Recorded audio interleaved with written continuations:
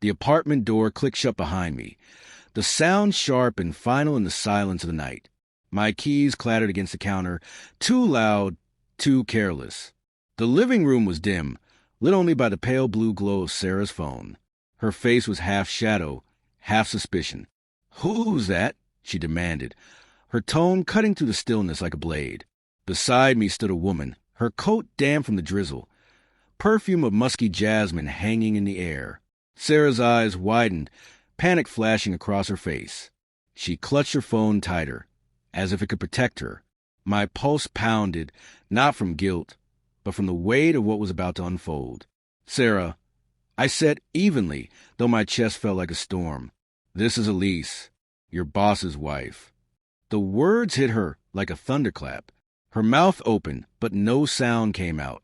Confusion washed over her features as Elise lifted a hesitant hand in greeting, her polished nails catching the light.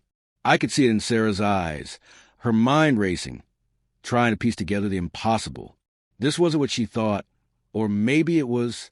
It all started 3 weeks ago, with a text message that arrived at 2 a.m. Sarah was asleep beside me, breathing softly, while I lay awake staring at the ceiling. The message came from an unknown number. "We need to talk about Sarah." My stomach twisted. I ignored it. But the next night, another text came. "Check her DMs. You deserve to know." I told myself it was spam, but the thought took root, a seed of doubt burrowing deep. Sarah's phone was always locked, her notifications muted. Lately, she'd seemed distant, her laughter hollow, her answers clipped, her eyes avoiding mine. Our apartment, once warm and full of life, now felt sterile. Every creak in the floorboards sounded accusatory. Every glance at her brought a question I couldn't ask aloud.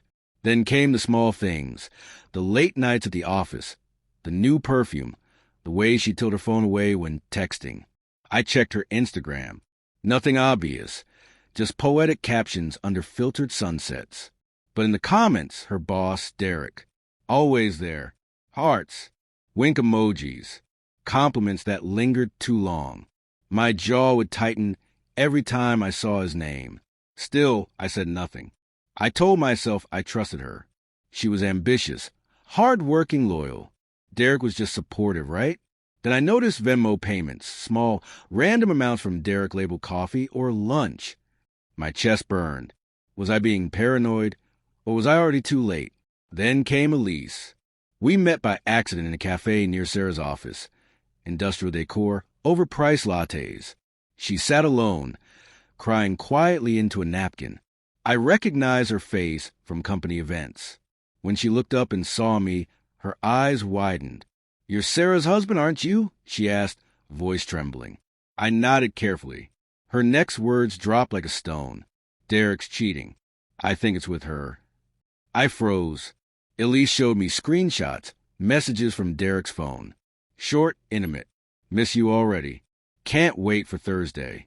Sent a contact saved as S. My Sarah. The room spun. I wanted to call Sarah, to confront her right then, but Elise stopped me. "We need proof," she said, her tone hard now, her grief replaced by determination. She'd been tracking Derek's location using their shared app, watching him spend late meetings at hotels. My stomach turned when she mentioned one night, Thursday, because Sarah had told me she was at a team dinner that same night. Elise and I became reluctant partners, bound by hurt and suspicion. We followed digital trails, LinkedIn, tagged photos, even Derek's fitness logs, which showed his runs ending suspiciously close to our apartment. Every clue was another knife twisting deeper. Sarah's text to me grew shorter, colder. "Home late. Don't wait up." I'd lie awake, the glow of my phone like a taunt in the dark. Then Elise called one evening, her voice tight. "I saw them," she said. "Derek and a woman, dark hair, red coat." Sarah had that exact coat. That was the moment I decided. I needed the truth, no matter how much it hurt. I brought Elise home that night. And now, here we were. Sarah's eyes flicked between us, wide and trembling.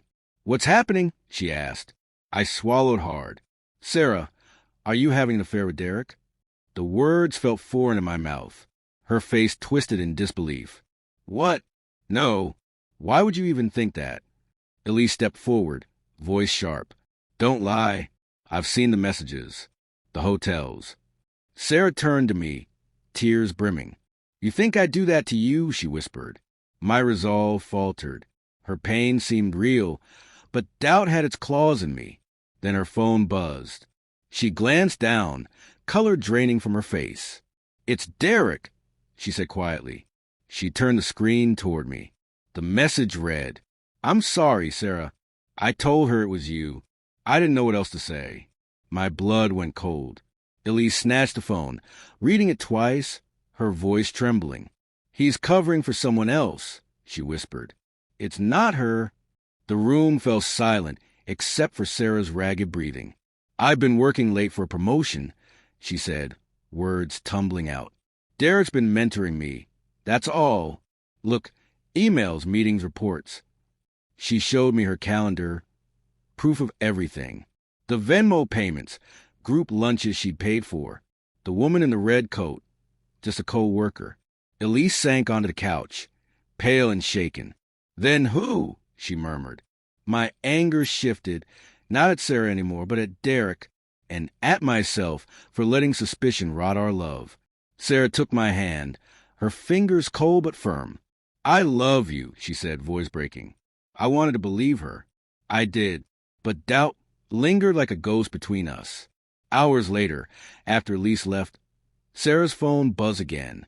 A new notification from a private Instagram account. A photo, Derek with a woman in a red coat, arm around her, tagged at a hotel. Not Sarah. The caption read, Caught you. The sender? Elise.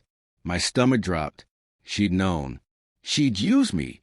Fed me just enough to catch her husband in his lies. And in the process, I'd almost destroyed the one person who had been innocent all along.